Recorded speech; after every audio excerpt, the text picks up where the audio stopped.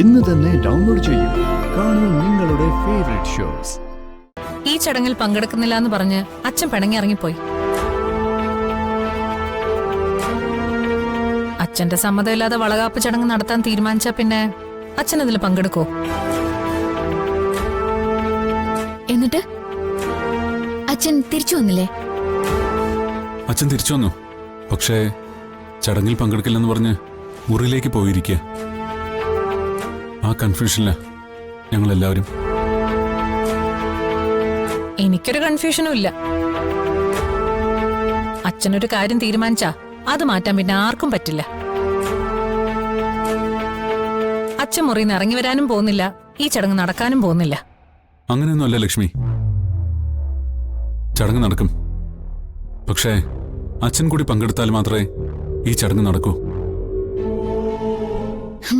ആദ്യം ഞാൻ അർച്ചനെ ഒന്ന് കാണട്ടെ.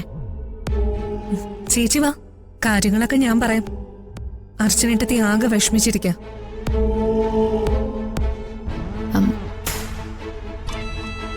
ഇത് ഞാൻ നിങ്ങൾക്ക് തരാൻ വേണ്ടി കൊണ്ടുവന്ന സമ്മാനാണ്.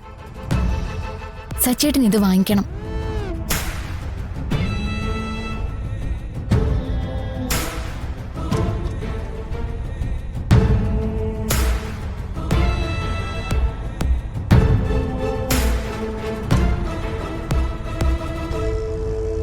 ചേച്ചി വാ.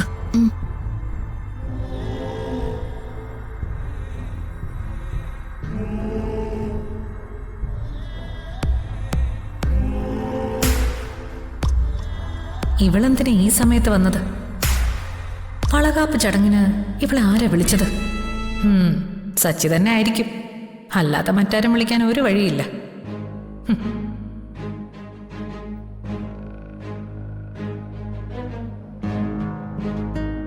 ഒന്നിനു പിറകെ ഒന്നായി ഓരോരോ ദുരനുഭവങ്ങളും നഷ്ടങ്ങളും തേടി വരുമ്പോ ആരായാലും ഈ ഒരു അവസ്ഥയിലായി പോവും. ഇനി നിങ്ങൾ ഈ ചടങ്ങ് നടത്തിക്കോളൂ. പക്ഷേ എന്നെ നിർബന്ധിക്കരുത്. ഇതെന്റെ അപേക്ഷ.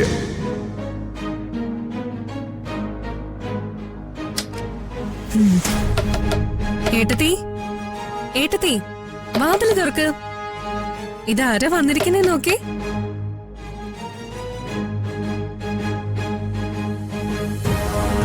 ഏട്ടത്തി, വാതില് തുറക്ക്. ഏട്ടത്തിക്കൊരു സ്പെഷ്യൽ ഗസ്റ്റ് ഉണ്ട്.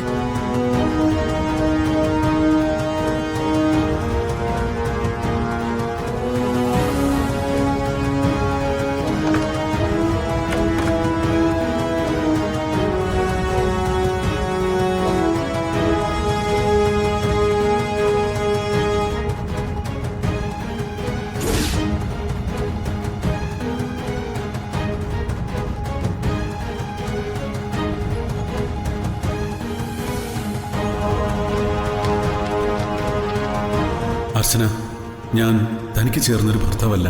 മനസ്സുകൊണ്ട് മറ്റൊരു പെൺകുട്ടിയെ ജീവന് തുല്യം സ്നേഹിക്കുകയും അവൾക്ക് വേണ്ടി കാത്തിരിക്കുന്നവനുമാണ് ഞാൻ. എനിക്ക് അവളില്ലാതെ ജീവിക്കാൻ തന്നെ കഴിയുമെന്നറിയില്ല.